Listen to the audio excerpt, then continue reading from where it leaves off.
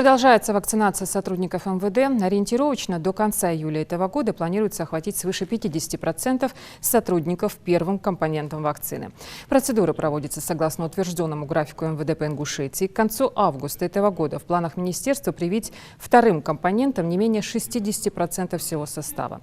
Основной акцент сделан на максимальный охват прививками постоянного состава подчиненных территориальных органов МВД России на районном уровне.